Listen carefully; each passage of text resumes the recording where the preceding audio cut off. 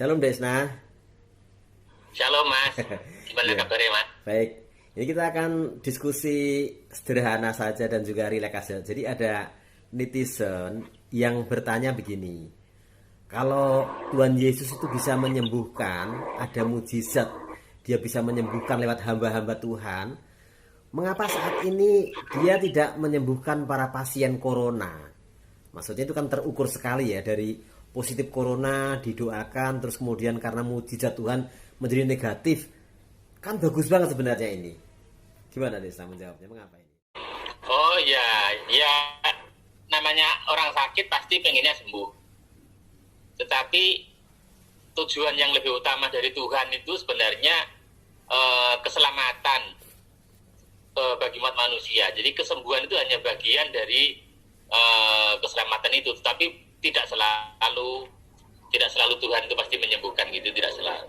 Maksudnya fokus kedatangan Tuhan ke bumi ini bukan untuk menyembuhkan atau membuat orang diberkati, tapi ingin menyelamatkan manusia gitu maksudnya intinya ya. Apakah dulu pada zaman Tuhan Yesus itu semua orang sakit sembuh? Kan juga enggak. Kan Tuhan Yesus hadir di bumi ini itu kan tujuan utamanya menyelamatkan manusia. Jadi kesembuhan itu bukan satu-satunya, itu hanya bagian dari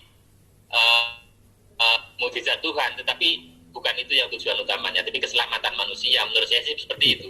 Oh iya, artinya memang iya sih. Dulu waktu Tuhan Yesus membuat mujizat itu bukan semata-mata supaya mereka sembuh, tapi sebenarnya untuk mengenalkan dirinya sebagai juru selamat. Setelah itu dia percaya dan diselamatkan begitu ya, saya. Iya, iya. Jadi keselamatan itu yang jadi tujuan Tuhan, menyelamatkan manusia itu. Artinya kalau misalnya sekarang ini orang berdoa, Tuhan, bahwa ini segera corona ini segera selesai, berlalu, semua bisa sehat kembali dan bisa kembali kepada hidupnya yang lama. Kalau bisa secepatnya Tuhan, itu bukan doa yang esensi sebenarnya berarti ya. Saya meyakini bahwa Tuhan memiliki rencana yang mungkin tidak terselami oleh manusia berkaitan dengan peristiwa wabah virus corona ini. Saya sangat yakin Tuhan punya rencana lah. Jadi paling enggak memang ini Tuhan mengizinkan ini terjadi dan tidak langsung ditolong karena Tuhan sedang berperkara dengan manusia gitu maksudnya ada saya. Iya. Nah, misalnya kita dengar di berita-berita gitu, betapa banyak orang-orang yang sebelumnya tidak peduli dengan Tuhan, tidak peduli dengan, sekarang mulai berbondong-bondong untuk berubah menjadi peduli, menjadi merasa butuh Tuhan, merada apa-apanya tanpa Tuhan. Nah itu kan bagus sekali. Iya, jadi berarti targetnya bukan supaya corona segera berlalu tapi supaya banyak orang menyadari siapakah dirinya kemudian mencari Tuhan itu jauh lebih penting ya malah jadi saya. Ya, kita juga harus meyakini bahwasanya Tuhan itu berdaulat penuh atas waktu, atas segala ciptaannya, atas segala kejadian. Nah, itu kita harus menyadari bahwa Tuhan berdaulat penuh. Itu kan bagi kita yang sudah dewasa dalam Tuhan, mengetahui firman Tuhan, mengetahui rencana Allah. Tapi bagi orang awam tetap bertanya, kalau misalnya para hamba Tuhan bisa menyembuhkan corona dengan seperti itu, kan lebih mudah orang percaya kepada Tuhan gitu loh maksudnya. Kan faktanya malah ada juga pendeta yang malah mati karena corona. Itu gimana Desna ya? Jawabannya kenapa menurut Desna pendapatnya? Saya pikir Tuhan sedang berperkara kepada semua lapisan masyarakat ya. Orang awam, hamba Tuhan, tokoh-tokoh agama, tokoh-tokoh bangsa, semuanya sekarang sedang diizinkan Tuhan untuk mengalami ini. Bagaimana kita meresponnya? Ya. Iya, ya. Jadi memang bisa dikatakan sebelum ada corona semua berjalan dengan baik, lancar, maju. Tapi di balik itu sebenarnya banyak orang berjalan semaunya.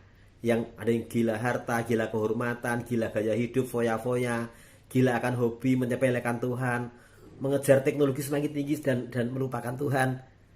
Dan dengan corona ini seolah-olah jeda sebentar atau diberi suatu kondisi sehingga akhirnya nggak bisa seperti kemarin lagi gitu ya. Iya, iya. Setuju sekali. Artinya kalau dengan peristiwa ini terus nanti selesai, kita sebagai umat manusia itu balik lagi seperti cara hidup yang lama, yang kemarin-kemarin, saya pikir sangat disayangkan. Artinya mudah-mudahan ini menjadi perenungan buat kita semua, berubah, memikirkan hal-hal yang lebih penting dalam hidup kita, yaitu kekekalan nanti, keselamatan, kekekalan. Jadi ya pasti masing-masing punya pergumulan sendiri-sendiri, entah itu mengejar kekayaan, mengejar jabatan, atau mengejar apapun, tetapi kita sekarang mulai Tuhan arahkan supaya cari Tuhan. Ya, artinya kita pasti juga pengen segera selesai juga, tapi kalau misalnya setelah selesai manusia kembali pada hidup yang lama, ya percuma saja. Yang gila harta masih tetap gila harta, yang apa itu, tidak peduli dengan sesama seperti itu. Bahkan negara-negara yang melegalkan perkawinan homoseksual, lesbian, gaya hidup yang begitu tidak berkenan pada Tuhan, kalau langsung ditolong sekarang sembuh, malah mungkin nggak ada kesempatan untuk mereka sungguh-sungguh merasa butuh Tuhan, begitu ya. Iya. Ya, yang jelas saya meyakini Tuhan sanggup untuk menghentikan corona ini. Tetapi waktunya kapan, ya Tuhan sendiri yang tahu. Kita tetap pasti berdoa dengan sungguh-sungguh supaya bangsa kita bisa bertahan. Kita juga berdoa untuk para medis dan orang-orang yang menjadi garda terdepan. Kita tetap berdoa untuk itu. Tetapi kita juga meyakini bahwa yang punya acara khusus untuk umat manusia. Jadi semoga kita tetap dikuatkan, bangsa kita dikuatkan, dan kita menyadari, menangkap maksud Tuhan berkaitan dengan virus corona ini, yaitu kita bertobatlah. Iya, dan bertobat ini dalam arti umum ya, artinya kita pasti punya agama masing-masing ya, ada agama Kristen, Islam, Hindu, Buddha. Iya, misalnya dulu pernah sering kejadian juga orang dengan beberapa teman beribadah di rumah, kelompok kecil seperti itu, kemudian dilarang sampai rumahnya dilemparin dan sebagainya. Tapi sekarang dibalik oleh Tuhan bahwa ibadah agama apapun, ibadahnya sekarang sementara di rumah. Artinya mudah-mudahan ini menjadi perenungan buat kita bahwa orang beribadah kepada Tuhan itu tidak perlu dilarang-larang. Justru yang perlu kita perjuangkan bersama-sama itu kita memerangi hal-hal praktek-praktek hidup yang tidak berkenan di hadapan Tuhan. Ya, secara ya, ini lagi ada adzan, kita berhenti dulu sebentar ya. Nanti kita teruskan lagi ya. Oke. Seperti ada suara adzan seperti ini, kami sudah biasa mendengar karena rumah kami dekat dengan masjid dan tidak masalah, tidak merasa terganggu. Tetap saling menghargai. Menurut saya bagus juga kan seperti itu kan, bisa menerima perbedaan, saling mengasihi dan tidak terganggu. Ya kita harus menyadari lah, kita sebagai umat beragama, di sisi lain juga sebagai warga negara Indonesia, ya faktanya Indonesia dianugerahi keberagaman, ya kita harus menghargai satu dengan yang lain. Iya, karena kalau misalnya perdebatan mengenai agama itu tetap bagaimanapun tidak ada ujungnya kan, kita nggak melihat peristiwa-peristiwa yang terjadi.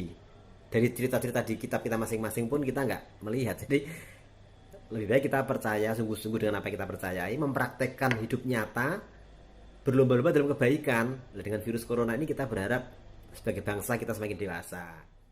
Terus dari pertanyaan itu sendiri gimana? Endingnya atau kesimpulannya, mengapa Tuhan Yesus tidak menyembuhkan semua pasien corona saat ini, itu karena apa? Kalau sebagai kesimpulan dia. Ya, menurut saya karena Tuhan punya acara, punya agenda untuk zaman ini. Kalau saya nangkepnya sih Tuhan pengen umat manusia ini memiliki hubungan yang baik lagi dengan Tuhan, memiliki relasi yang benar dengan Tuhan. Itu sih. Jadi kalau memang manusia masih memberontak terus kayak gini, ya nggak tahu selesainya kapan. Tetapi puji Tuhan kita melihat meskipun tidak semua orang bertobat, tapi kita melihat ada event-event di mana banyak orang lebih mencari Tuhan daripada sebelumnya ya. Di Italia, Amerika, Spanyol mereka berdoa di menurut saya itu bagus juga ya. Ya, banyak sekali ya berita-berita yang menunjukkan orang mencari Tuhan. Dia merasa tidak ada apa-apanya tanpa Tuhan, tanpa penciptanya itu nggak ada apa-apanya. Kalau kemarin bangga dengan teknologi yang luar biasa perkembangannya, bangga dengan hiburan yang begitu seperti tidak ada batasnya dan sebagainya. Sekarang orang punya kekayaan seberapapun nggak bisa kemana-mana. Artinya disadarkanlah manusia untuk kembali kepada Tuhan. Iya, iya. Ya kiranya renungan ini bisa berguna bagi kita berdua dan juga bagi orang-orang yang melihat tayangan kita ini ya. Ya, terima kasih buat waktunya Dek Sang, Tuhan berkati. Tuhan berkati. Amin ya.